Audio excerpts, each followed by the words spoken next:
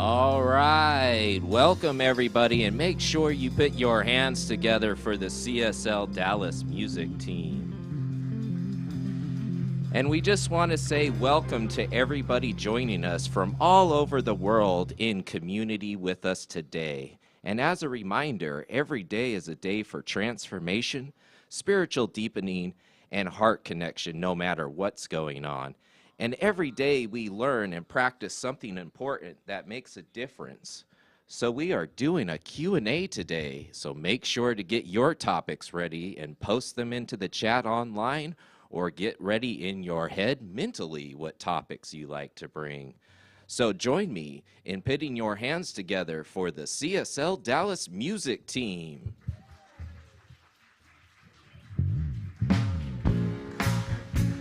And this is how we're starting off. Y'all stand up and I want you to do this. Put your back in it. Like that, like that. And clap your hands. Let's sing, let's sing. We have come here to love one another. We have come here to let our love show. We are family, we're sisters and brothers, and we carry this love everywhere that we go. Whoa, whoa, whoa, You say, whoa. we've come on. We have come here to love one another. We have come here to let our love show. We are family, we're sisters and brothers, and we carry this love everywhere that we go. We carry this love.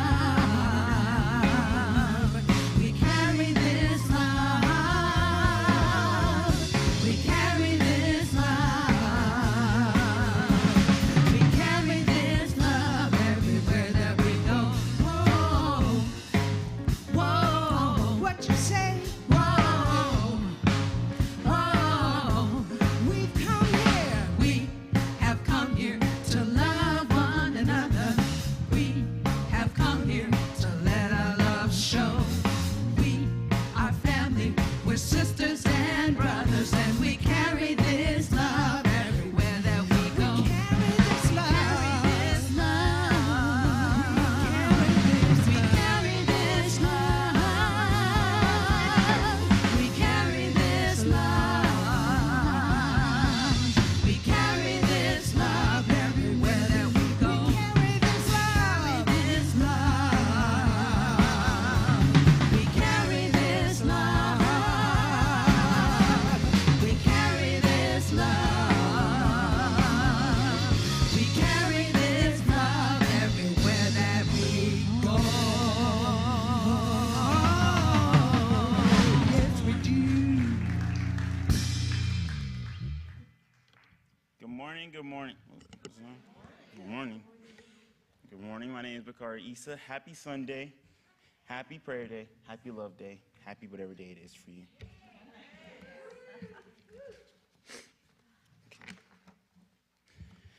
To begin, let's read our purpose statement together.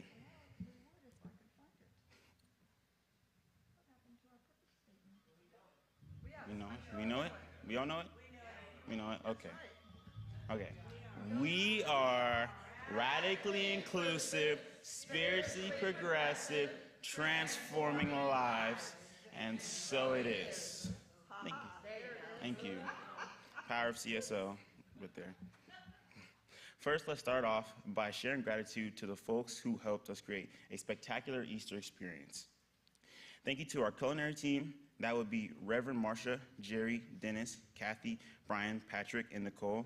Our welcome team, Gary, Julia, Cheryl, Kia, Kathy, and Bill. Practitioners, Christian, Sherry, Cindy, and Carol. Music team, Candy, Valerie, Jerry, Deidre, Cleo, Charlotte, Alex, Mary, Grace, Glenda, and Richard. Ritual team, Peggy, Constance, Denise, Mary Grace, Alvis, Sharon, Gary, Candy, Daniel, Brenda, Linda, and Tina. Joy Village, Lorena, Debbie, Molly, Shelby, Veronica, Solomon, and Teen Group, plus the parents and children who attended. Some of these people helped us in more ways than one. So thank you again for helping be a part of our growing spiritual community. We are a day away from Reverend Karen's workshop. It is time for us to transform ourselves and turn good to great. Do you find yourself settling into various areas of your life, your work relationships, health? If so, it may be time to reinvent yourself and pursue your greatness. CSL Dallas Minister Unbound, Reverend Karen Fry, has achieved tremendous success by pushing past her good and embracing her great. And now she's inviting you to join her on a journey toward your own self-discovery and transformation. During this hybrid workshop, Reverend Karen will share her personal experience and guide you through a process of faith, power, and manifestation to help you reach your full potential.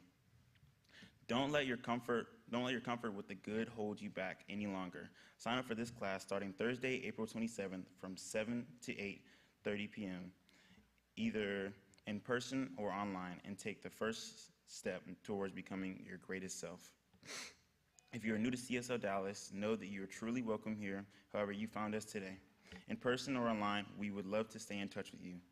Stay in the know by following us on social media and leave us a Google review and sign up for our weekly newsletter and inspirational texts by filling out the Connect card from the link in the chat online or at the welcome table on campus to stay connected to all that's happening at CSL Dallas. Now that let's settle in and center ourselves with this morning's music and practitioner as we go within.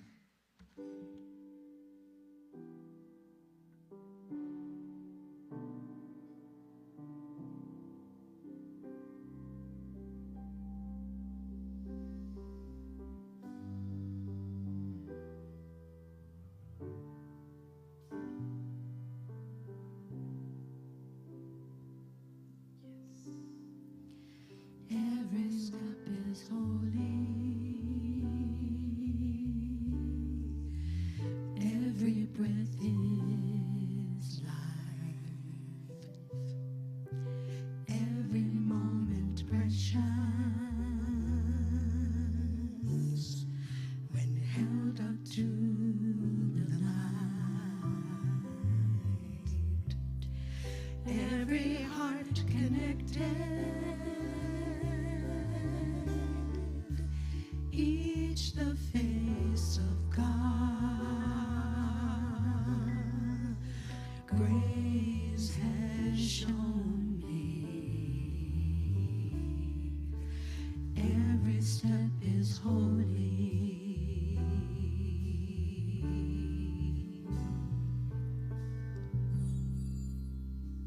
Every step is holy. Every step is holy. Every breath is life. Every moment precious when held up to the light. Every heart connected, each the face of God. Grace has shown me every step is holy.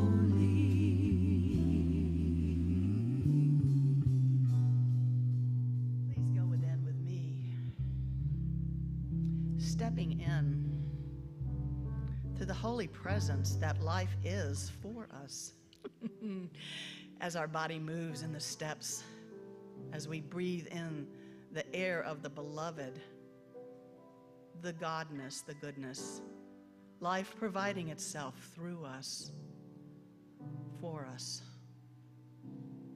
every step, every breath. As we just gently breathe,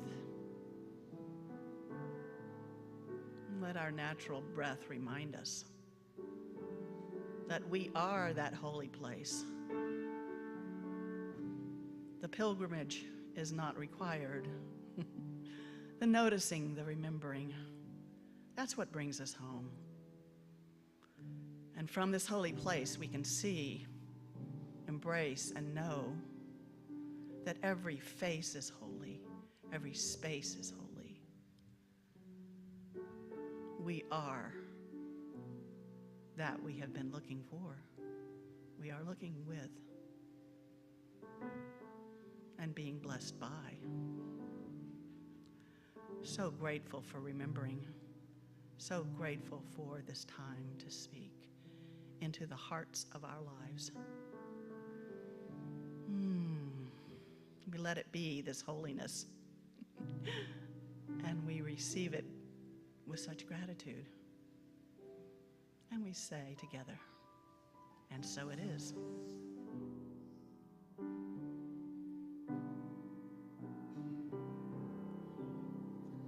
Holy, holy,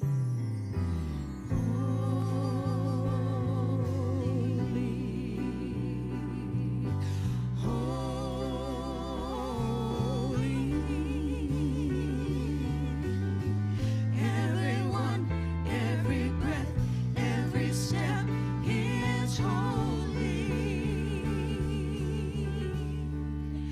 Every step is holy. Every breath is life. Every moment precious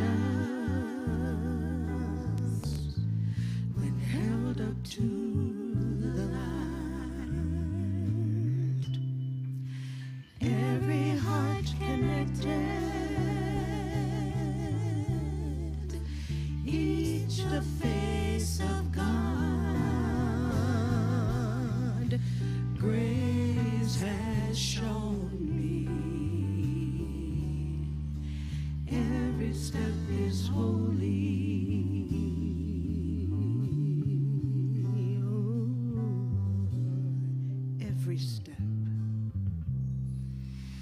Every step is holy.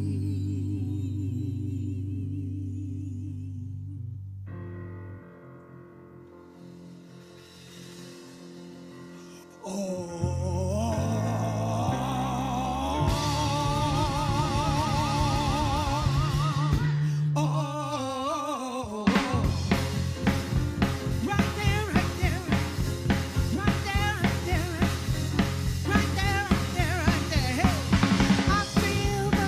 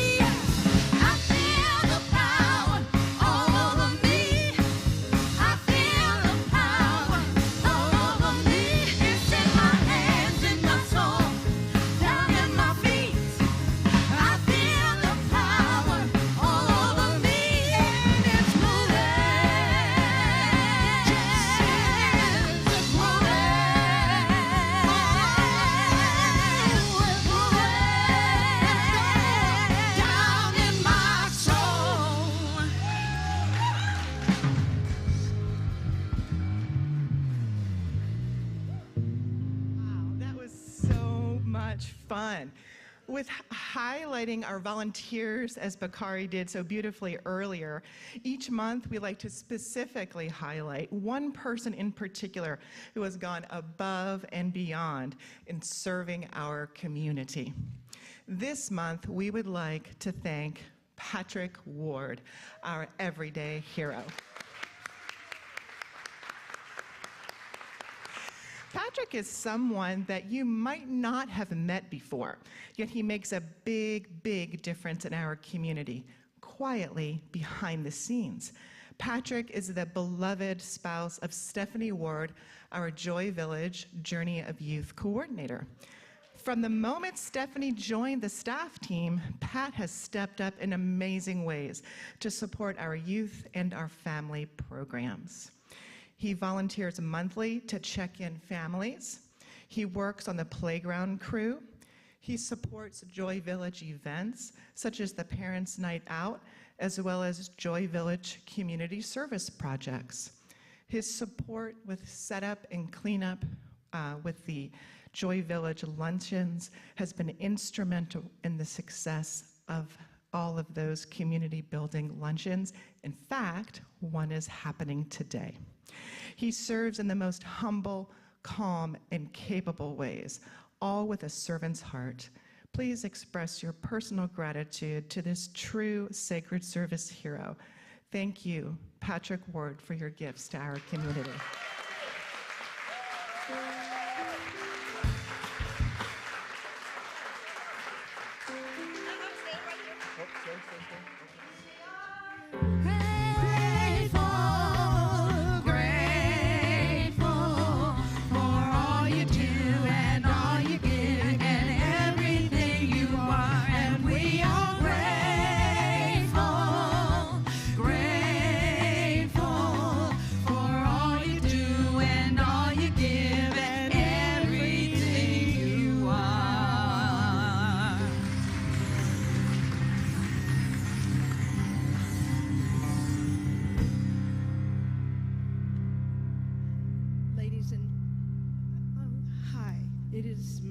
Pleasure to introduce to you Sharon, who you've already seen, but in another capacity, here with Doug.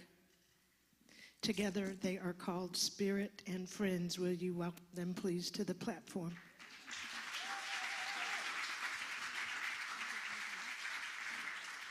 Thank you. Good morning, everyone. I just want to tell you what a thrill and a joy it is to be here with you all this morning. In this spiritual womb, this place just gives birth to such great love and spirituality. We're going to cover a song this morning, an old British folk song from the 70s. It's interesting how love songs never really go out of style. And this is just a classic love song. Such a song that Elton John even chose to cover it on one of his early albums. So it's just a thrill to get to share with you today. And with this great music team, it's an honor to be here. So thank you.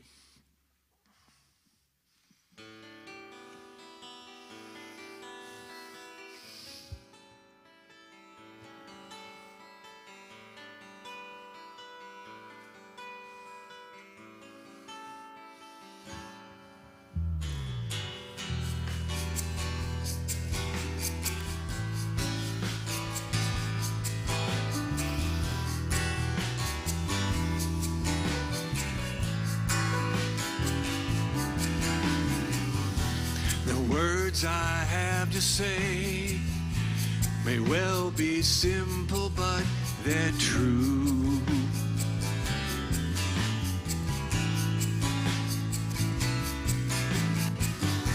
Until you give your love and nothing more that you can do.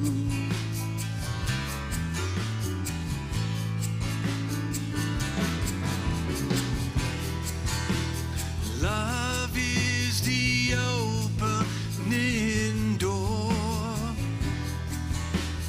Love is what we came here for. No one could offer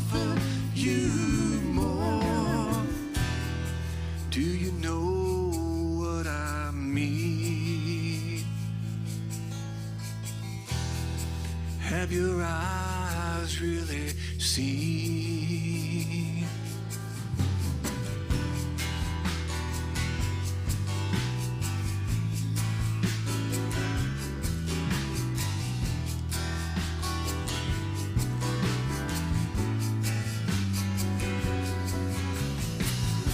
You say it's very hard to leave behind the life you knew.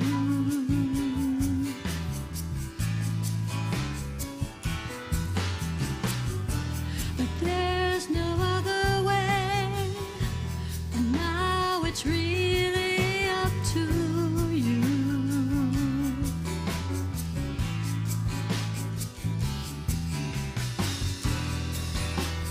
Love is the key we must turn. Truth is the flame we must burn. Freedom, the lesson we must learn. Do you know what I mean? Have your eyes really seen?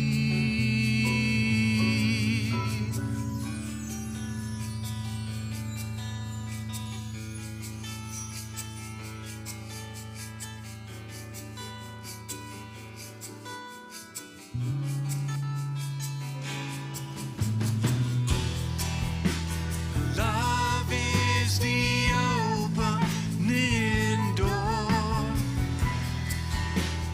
Love is what we came here for. No one could offer you more. Do you know what I mean? Have your eyes really seen? Do you know what I mean? Have your eyes really seen? Do you know what I mean? Have your eyes really seen?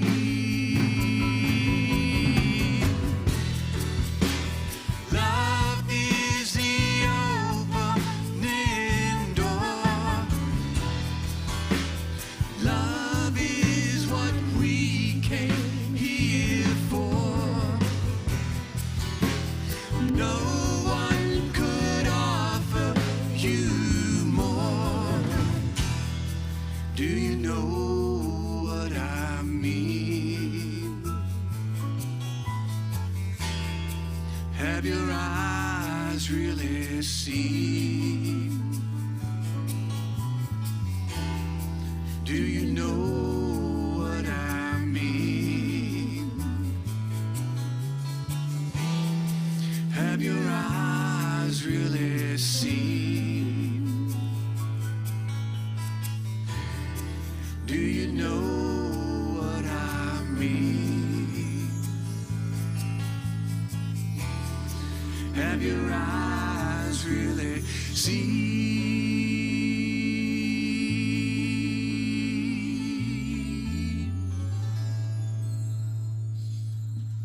Spirit influence. Thank you. Thank you.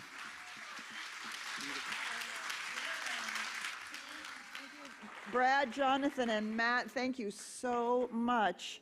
I always thought that was an Elton John song. I did not know he was covering a British folk song. Thank you so much for saying that as well. Oh my God, that was glorious, glorious. So one of the reasons why that song fits so beautifully today is because today we're not only doing a Q&A, we're taking a moment to seriously focus on Earth Day. And, you know, as you guys were singing that song, I thought about how often we speak about love, that Spirit is love, right? That love is the impulse, and we talk about how we want to experience that love, express that love. We talk about God as love. We talk about our love for one another and how important that is. But I was reflecting on the fact that there's also not just the Great Spirit, but there's also Mother Earth. And think about that love. We say Spirit gives everything, that everything we need is already present, but could we not also say exactly the same thing about the earth? Everything is freely given. Water, food, nourishment, beauty, mountains that inspire us, valleys that cradle us, flowers that fill our hearts, birds that soar and teach us to seek higher ground, all the ways in which Mother Earth loves us. And if love is the opening door, love is what we came here for, are we reciprocating? We speak about loving God, loving Spirit, right? Having Spirit love us, and for us to pour that love back out again in consciousness. And yet here is Gaia, place of such deep and profound love. And are we loving Gaia back in the same way? Right? That's what Earth Day is about, is for us to celebrate this beautiful home that has been gifted to us, this beautiful place that we share, and for us to use our spiritual tools, realize the unconscious patterns that have evolved over the last few centuries, where the pattern of decision making and the ways in which to view Mother Earth has pretty much dropped out Mother, and Earth has become something which we use and is for our benefit. And yet the ecofeminists have taught us that nature has intrinsic value. Science of Mind says the same thing. All beings everywhere. This created universe is the manifest body of the One, and therefore precious and perfect in its own right and in its own value. And so we get to examine our own beliefs and attitudes and behaviors around our engagement with this beautiful home. That's what we do in the Science of Mind, right? You want to know what you think and what you believe, look at behavior and results. So I have confronted that for myself over the last 12, 15 years. My first foray into college at the University of Washington was as an environmental scientist. And I've been in part of the environmental movement since the 70s. And yet I noticed, that my actions actually were evidencing other values. The value of convenience, the value of comfort, the value of saving money, all over my stated value of valuing nature, the beauty, and the presence of Earth, and the Mother. And I've spent a lot of years confronting that within myself, looking at the choices I make.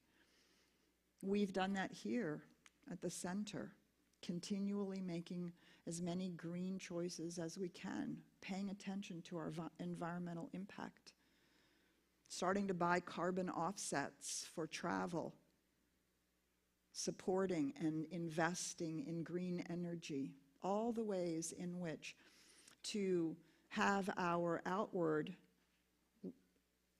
practices as an organization, as an individual, reflect this love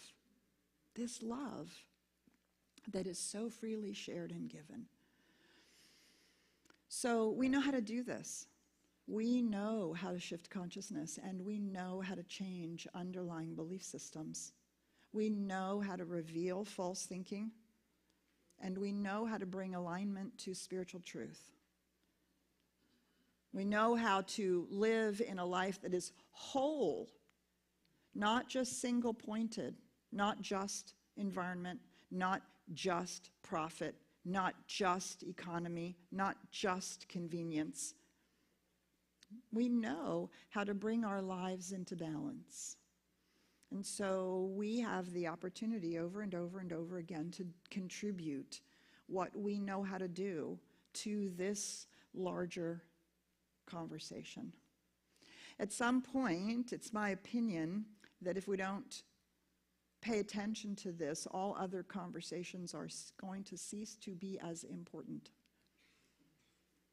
This is the big, big elephant in the room that people are starting to talk about, climate change, and starting to find more and more ways to engage with it. And I would like for us to bring our spirituality to bear.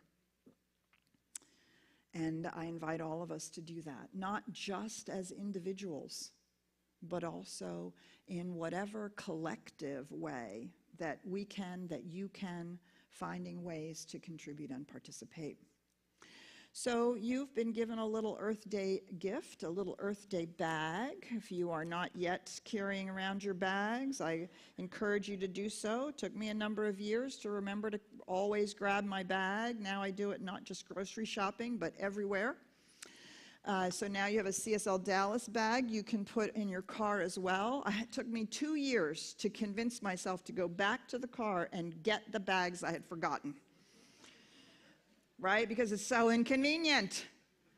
But by doing that over and over and over again, right, we know that's what that's how we build new habits. So now I wouldn't even think about going into the store without my bags. And if I get far into the parking lot without my bags, I don't even think about it. I turn right around. Let's go get them. Right? What we want to do is to shift our habits. So we have some gifts for you. Those of you who are online, you're receiving links for 3 of these. So there is in here information about our sustainability circle. And on the back, resources. These are some of my favorite resources for information and places where you can find out what's going on. I love this one, the Progress Network, What Could Go Right. There's the Washington Post Climate Coach. That all of these are amazing. There's also information about carbon offset, tree planting, and renewable energy. So your links, all these links are in the back for your perusal if you, for some reason, are not familiar with them. We also, as I said, we have our sustainability circle. You'll see their purpose and mission, and Georgianne and Kia are leading that circle. They're looking at, what are they individually doing, but they're also looking at it for CSL Dallas. We're going to do a whole audit of our whole campus from a sustainability point of view. And we'll see how we're doing. We also have a beautiful spiritual mind treatment that's been written by the Sustainability Circle, which we invite you to use because that's where we do most of our work and is in consciousness. And we are promoting and thinking all of our sustainability work based on the 17 Sustainable Development Goals. Everything has to work together. People, planet, profit. All of it has to be sustainable. Our cities and our forward movement and all the ways in which we feed ourselves and are in relationship to each other, all of this has to work. Right? It's the wholeness, not just any one thing. So we're using these 17 sustainable goals that the UN developed. It's really phenomenal to go out there and read about it and see how they all impact each other. And we know, again, we know how to do this from a wholeness point of view, right? Because it all works together for good. And we can participate in that. And we can expect for it to work together for good as we see how climate change is really impacting and is continuing to impact, we can expect that we will learn from it and grow as a humanity and awaken spiritually and make new choices and decisions. And that's our treatment, is to see that end result, to see it in such a way that we are all called toward it.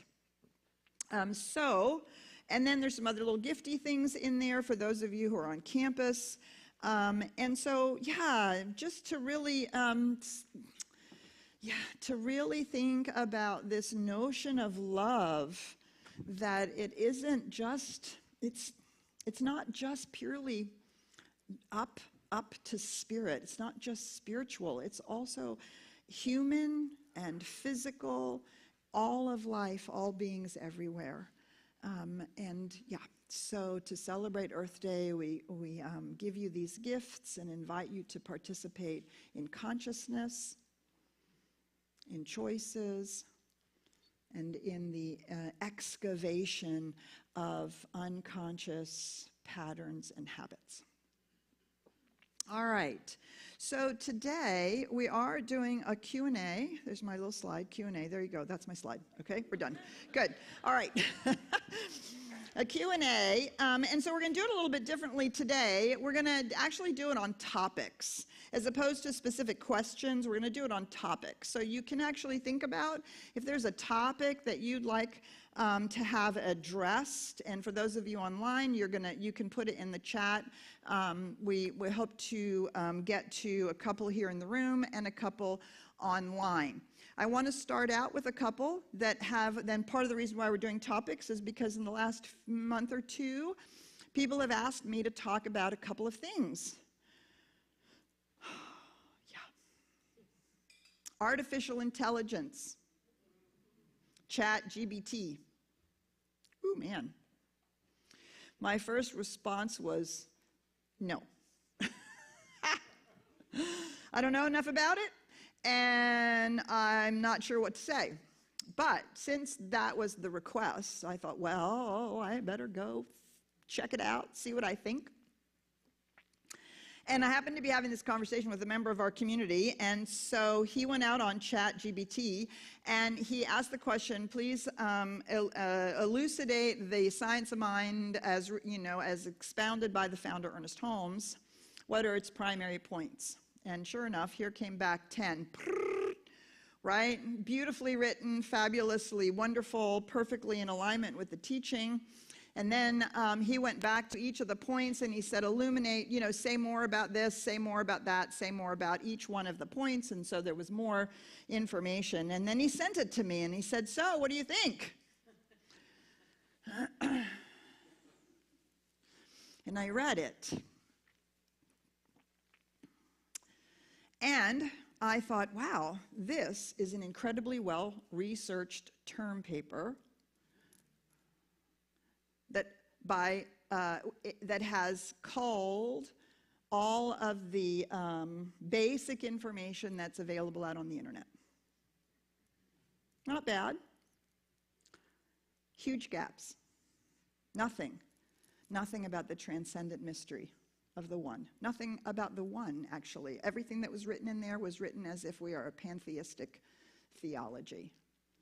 Both the word pantheistic and theology are not true about the science of mind. Completely missed science of spiritual mind treatment as our primary practice. So, artificial intelligence, we bring our critical thinking to it. We cannot assume that it's going to replace our ability to think things through, to feel into them, to intuit them, to sense them.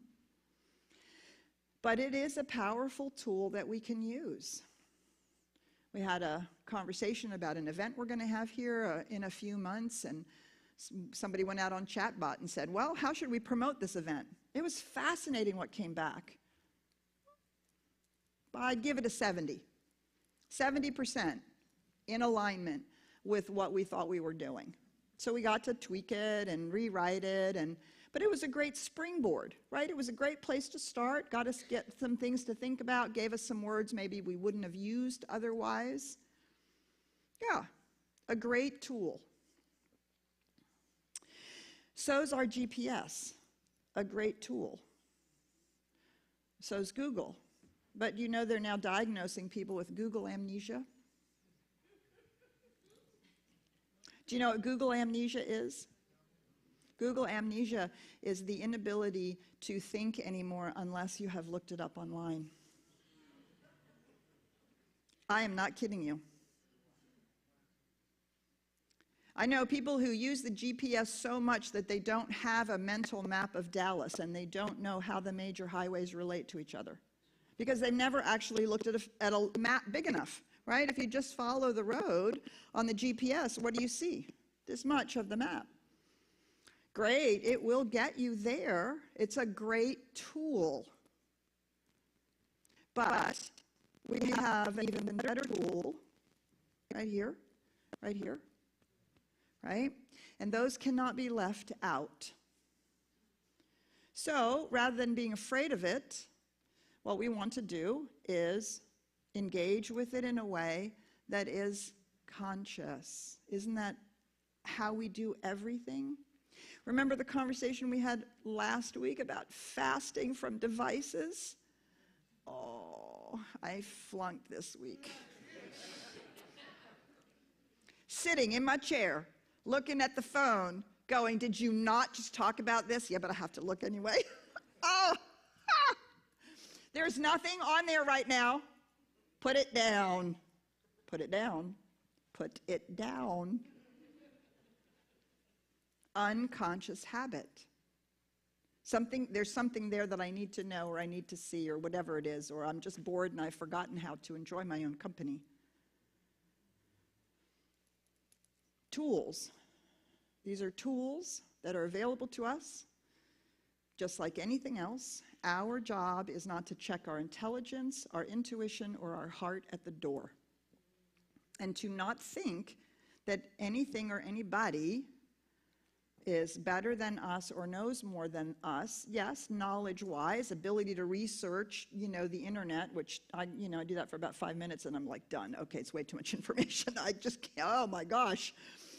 Right, cull it all. Great, go cull it. And then I'm going to think about what has been presented and not just take it, right? Everything that was written on the internet is not true. You do know that, right? Takes a little critical thinking. Does it make sense? How does it, is this where I want to be? Is this how I want to approach it? So to begin with, right, artificial intelligence is a tool, and we have seen our tools run away with us. Our devices have run away with us. Infinite progress has run away with us. Our cars have run away with us, right? Have made messes that we now have to clean up. And this may also make messes that we have to clean up. I don't know, but we want to bring our consciousness to bear, right? Be conscious and aware of what it is, how it works, as we know it today, and utilize it as a tool. Don't be afraid, right? That's the most important thing. Don't be afraid. Fear is what causes us to resist or to attack or defend, none of which is conscious engagement. So at the moment, that is the sum total of what I have to say about artificial intelligence. Stay tuned. I'm sure it will become a very, very interesting and intriguing topic. You're thinking about your topics, right? So as you think about your topics, we're going to invite you to come up here to the microphone. And if you want to just stand on the side over there, we'll take a few. Love to have you come up here and say, I just want you to talk about this topic. It can be a personal topic, a spiritual topic, something that you want to know more about or just want to explore or examine. If nobody comes up here and asks something, I will inflict my own topics upon you. So do think about it. Come on up here and bring your topic forward. You don't have to give a long story if you don't choose to. You can just say, here's the topic, here's the thought. See, good, I got a couple people coming on up here. Come on up here. Yep, just come on up here, make a line over here, and say your name so everybody knows your name, and say, I'd love for you to talk about whatever. Come on up here. Thank you. My name is Golbahar, and I'd love for you to talk about the high rate of addiction for youth ages 18 to 25. There's like a huge situation going on. So maybe around addiction and how families can support the 18-year-olds that get, there's just, it's a big topic. It is a big topic. Say your name again. Golbahar. Golbahar. Golbahar. Thank you. Thank you for asking that question. If you guys want to just sit down on the chair for a minute or sit here on the edge, let's just start out with a huge topic, shall we? No, it's important. It's hugely important, especially because I fit into that category for a long time. So in the science of mind, we understand that addiction is the desire to numb our experience of life because we are not able to express the truth of our being. And so we find other ways to manage our inability to be fulfilled.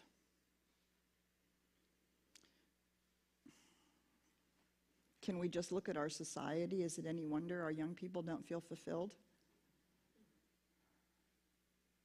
What are we shown? Nothing but perfect lives, not only on Facebook, but on TV sitcoms. None of the people on TV sitcoms actually work. Unless you're watching The Office, nobody works. They all have fabulous apartments. They all have fabulous clothes. They all drive fabulous cars. And it's held up to us. And all the advertising is held up to us. And, well, let me just tell you this story. Some of you have heard this story before.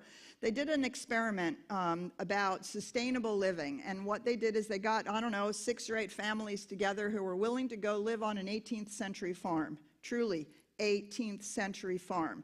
Milk the cows, pump the water, right? None of the modern conveniences. Because they wanted to see, how would that be? How would people respond? What would that be like? They were particularly interested in how the adults would handle all of this. And so they carted these families off, which included some young kids, but also included some teenagers. The teenagers were not pleased. They had to leave their devices at home and their friends and all of that. They had to get up at 4 o'clock in the morning and milk the blankety-blank cows. The first month or two were apparently horrific. They survived their time there. They came out of their experiment, and then they were interviewed by the researchers. The single most interesting thing, the most unexpected and interesting thing that came out of that particular experiment was what the teenagers said. What did they say? Wow, I got back into my life and I realized how meaningless it was. Back there, my family counted on me. They needed me to milk the cows.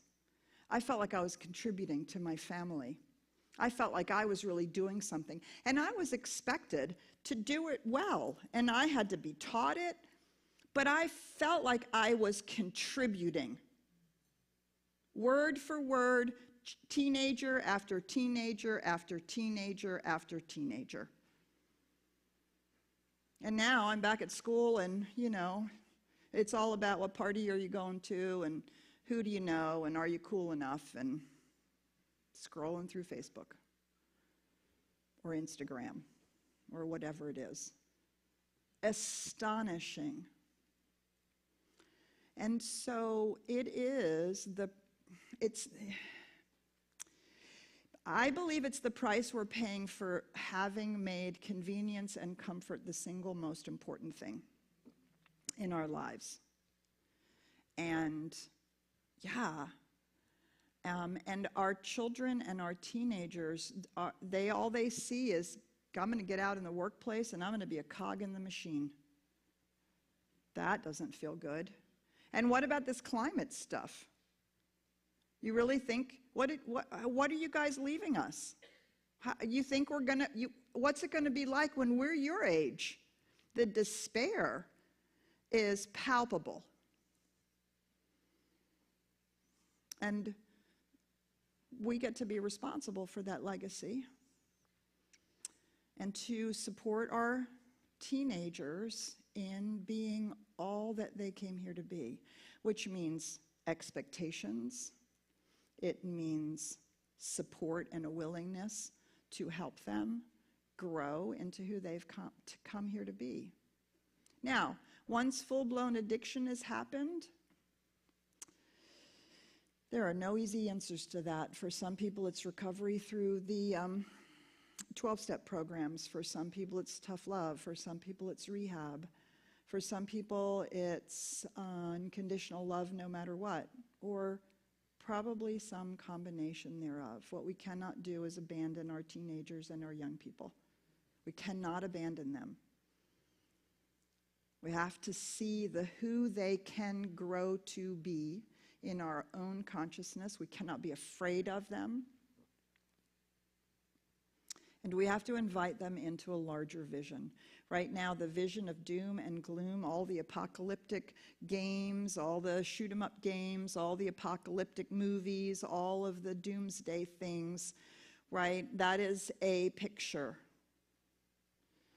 And so we have to narrate another picture into being and provide ways of seeing the possibility. But we have to take responsibility too. We have to take responsibility collectively for the culture, individually, right? Those of us who have teenagers. My son has gone through that. I went through that. Yeah. The bottom line is, for me, to find a way to love truthfully. That's love that's not codependent, but is truthful. Never to withdraw love, but also to say and to be clear about what's unacceptable. And for there to be consequences to unacceptable behavior. Right? They call it love and logic. Love and logic. The hardest thing to do is to love someone when they have disappointed you or you think they are being hateful. But our teenagers will teach us, and our young adults will teach us how to do that. It's a great question. And a lot of those kids are committing suicide, epidemic of suicide. And we can contribute with our consciousness, with our treatments, with the way in which we take care of ourselves and our lives, and the way in which we engage in these very real topics. Is there an easy answer? Of course not. There's never an easy answer. You guys were grown-ups. The answers are never easy. It's always about finding our way through. So thank you for the question. Really appreciate it. Sheila, come on up here. Thank you for that. I'm Sheila. I would like to, since many of us are over 50 years old, I would like you to address aging gracefully. Thank with you. Science of mind. Awesome, because that was the other topic I was going to inflict on you. So there you go. Somebody asked it. I love it. Somebody has asked me to talk about aging, and we will definitely move towards that and talk about it. But yes, aging gracefully. So from a physical point of view, right, we have the baby boomers. We've added 15 years to our life. The good news is we've added it to the middle of the life, not to the end of life. So the long, steady, the long decline is still only 5 years, and it's still only at the end of life. We've added our extension into the middle. The problem with that is that we have forgotten that the end of life is actually going to come. So there's a lot of depression when we actually face that, right? And that's what aging gracefully is. So the Hindus really had this wonderful understanding that you were a student, you were a householder, kids and, house and money and all of that. And when that was over, there was a time when that was over, and then there was a time to retreat into oneself and one's spiritual life. And then one has the opportunity to share one's wisdom. So our job is to in fact age gracefully. So that means, one, pay attention to the beliefs we have about aging. There was a fabulous sharing in the Sunday morning class, in the 9:15 class, about a hobble club. That people got together, and they were talking about their ailments and how they hobble, and well, it's all you can expect. So let's just support each other in our hobbling. No. Let's support each other in being as healthy as we can, as strong as we can, right? By believing and seeing it as possible, finding lots and lots and lots and lots of inspiration. And when we believe that we can, in fact, stay healthy and strong and vibrant, we will automatically begin acting that way. So, what does that mean? Okay, this is not rocket science, you guys, and I'm struggling with it as much as anybody else, and it pisses me off, infuriates me. It's not rocket science. It's super easy. Here is what studies have told us. Eat proper food. Hello. Drink enough water. Sleep enough. And move your freaking body. That's it. That's it. People are reversing the negative impacts of aging, especially mental cognition, but also physically, by engaging with their lifestyle. I don't want to hear it any more than you do.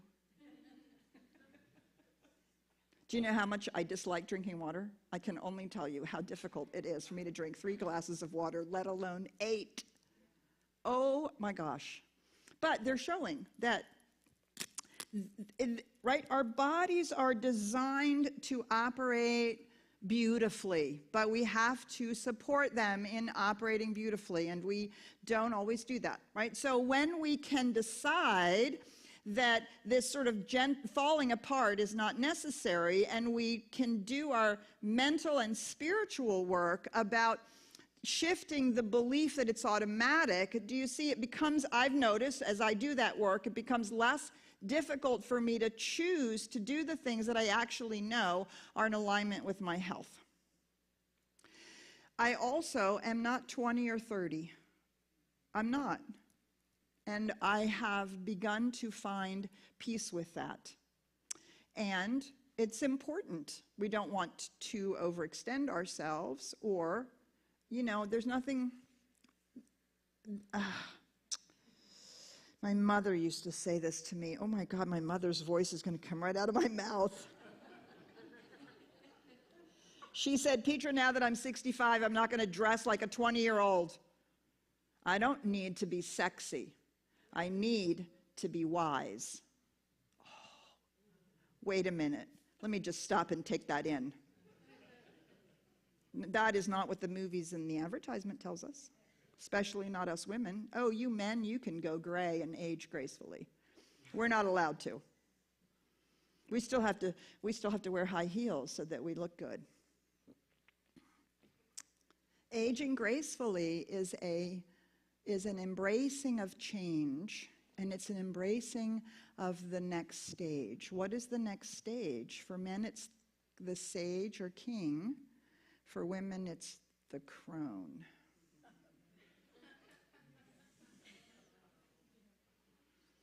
However, if you look deeply underneath the crone, you recognize that the crone is the wise woman. If we are over 50 or 60 or 70 and beginning to move into those ages, what we can do in our consciousness is embrace our wisdom. Our wisdom that knows how to make good decisions, good choices, our wisdom that knows how to not only take care of ourselves, but to give of ourselves to those things. And our wisdom comes when we examine our lives, learn from our lives, share from our lives, and most importantly, savor them. Do you know why it's called the householder age when in Hinduism? It's because that's what you're doing. You're running around, making the bills, getting the kids off to school, going to, getting the promotion, doing the deal, doing the thing. You don't have time to think about a whole lot of anything else, but that's what the householder stage is about. Yes, we learn to be in the present moment, and we do our meditation, and we do all our spiritual practices. But as we age and things shift a little bit, there is the opportunity to savor. And it is out of savoring that wisdom comes. Out of savoring that wisdom comes. And so I have to erase all the false beliefs about we're going to fall apart and it's going to be bad and it's going to be horrible and it's going to be this and it's going to be that and we're going to hobble, whatever it is. I'm going to grow up and be like Reverend Patty. I swear to God, that's what I'm going to do. We have a fabulous example, many fabulous examples right here in this community of people who are using their spirituality to expect to have a beautiful life all the way through to the end. Right? That is the fundamental piece of it. And to allow that expectation to move us to do what we need to be doing to be in alignment with that truth. Yes, there you go. Okay, so we have just run out of time. Is it quick? I'll put it out there. Okay, go for it. Maybe there's a quick answer. Oh, yes, of course. I'm sure there is. I feel like there's not, but so I'm Stephanie. Hi, Stephanie. So the thing that I think a lot about is obviously spiritual mind treatments, they work. I've been practicing this stuff since the 80s, not even knowing that it was, science of mind, right. Regardless. Right. My struggle is disparities in society. Yes. And obviously racism, sexism, genderism, ageism, blah, blah, blah. Poverty, obviously. People are born into circumstances that they have no control over. Right. And I struggle with it. Yes. And I don't know where to go with it other than, just accept that, yeah, it's there and I'm going to be an agent of change as much as I can be. But obviously, there are a lot of things in our lives that we have no control over, such as where we're born into or what we're born into. Right, right. Good. These are fabulous questions. And I'm so grateful that you're posing them because CSL Dallas has made a commitment to work with those topics and to discover our spiritual path through them. So the CSL, our core council chose 3 priorities for this year: racism, sustainability, and our democracy. So many of the isms are played out in the way our democracy and our laws are implemented. And so I love that you put it forward, Stephanie. I think we're all thinking along the same lines. So we talked about it this morning in the Sunday morning Science of Mind class. You can listen to that. You can be involved in any of the programs or any of the opportunities that we have to engage in it, because the question is, how do we bring our spirituality to bear on it? How can we hold it in a way that really allows us to contribute positively and to expect change? So I love that you framed the question. We're going to be spending the next 5 or 10 years living into the answer to that question. So thank you so much, Stephanie.